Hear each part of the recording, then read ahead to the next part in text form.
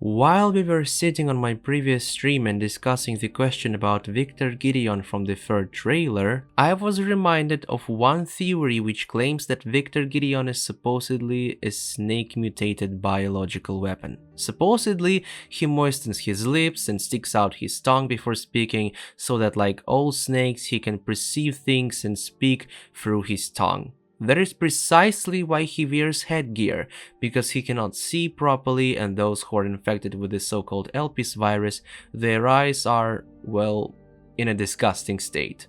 And we really do see this in the footage where he truly moistens his lips and tries to take a deep breath before saying something. I also found a theory from a user named ValidX2007 on X, where he speculates about Victor Gideon as a snake-like being. In this video, we will break down this theory and try together to understand whether he truly is a snake and whether he has any connection to Greek mythology according to this theory. My name is Scyris Nova and welcome to a new discussion video about Resident Evil Requiem.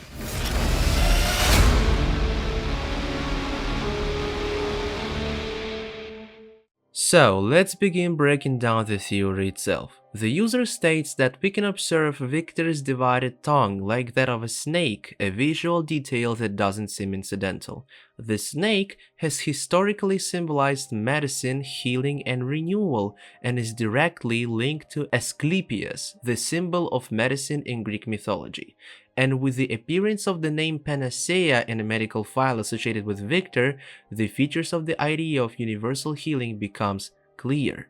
And we do indeed see a snake-like tongue in Victor, and we can also confirm that Victor's secretary is holding a file titled Panacea in her hands.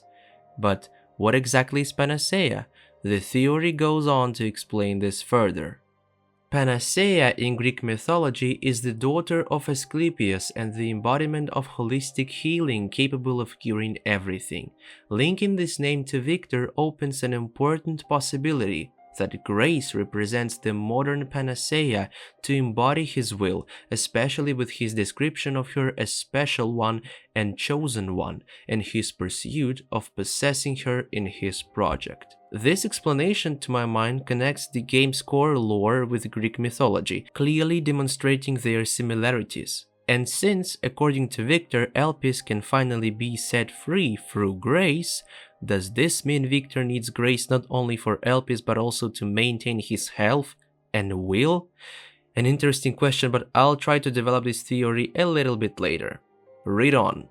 Victor's leather coat is a symbol of protection, strength, and renewal. Its texture is almost like snake scales, which visually links it to healing, wisdom, and flexibility, and it may embody his role as Asclepius. Asclepius was not just a skilled physician, but in some accounts he gained the ability to bring the dead back to life.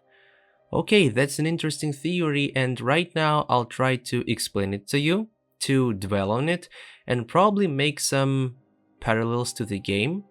Let's try it on. If we refer only to this theory, Victor Gideon can be concluded to be a snake-mutated bioweapon in an early or controlled state, rather than a purely symbolic figure. And let me dwell on this idea. The divided tongue is not merely visual metaphor, but a biological deviation, one that aligns precisely with Ophidian mutation rather than human abnormality or something like, mysterious Ghostbusters and something else. In the Resident Evil universe, such traits typically manifest when mutation is intentional, restrained, or internally stabilized, suggesting that Victor is not a failed subject, but a self-engineered prototype. And we know this from our previous video where we examined those very same Elpis rumors, claiming that Victor injected everyone with the Elpis virus, even himself, implying that it was actually a vaccine. But after numerous DNA malfunctions, people turned into zombies, and even Victor felt the effects. I mean, we can see this, right? The Panacea reference in his medical file, according to this theory, because we don't know actually if it's truly a medical file of Victor or maybe of someone else, but let's just accept this fact as given and try to dwell this idea only referring strictly to this theory. Reframes his mutation as purposeful, not degeneration, but adaptive enhancement. If Panacea represents universal healing, then Victor's serpent traits imply regeneration, renewal, and cellular rebirth, classic outcomes of reptilian DNA integration. And this aligns actually with the snake biology as well. Venom, regeneration, shedding, and survival beyond lethal thresholds. As for his coat scale-like texture, we can say that it becomes more like a functional camouflage rather than fashion, because it's like, a visual echo of his true biology, while his self-representation as a physician mirrors Asclepius, whose serpent was not symbolic alone, but a carrier of life-altering power. Asclepius' forbidden ability to resurrect the dead parallels Victor's pursuit of overcoming mortality through bioweapon science.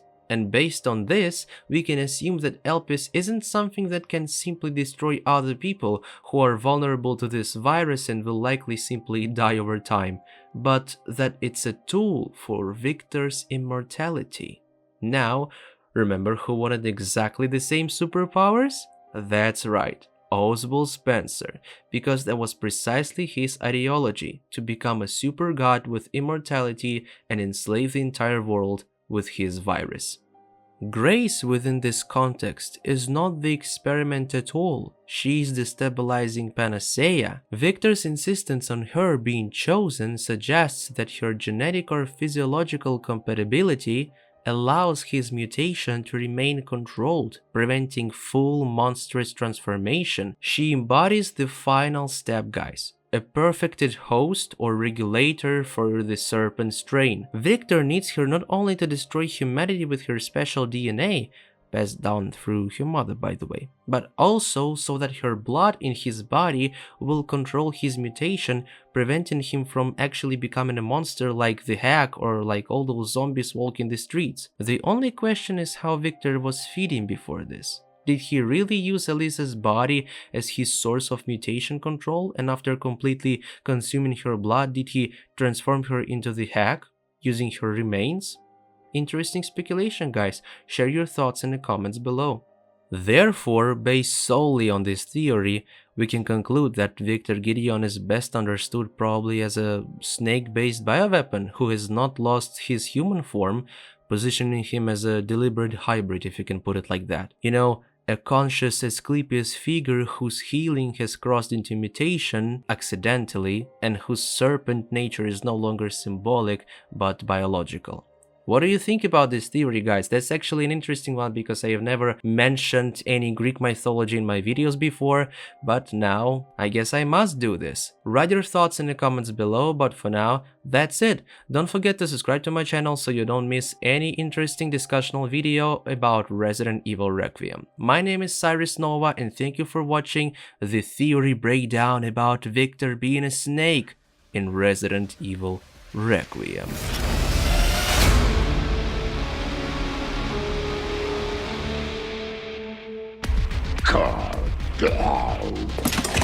Think I want a second opinion.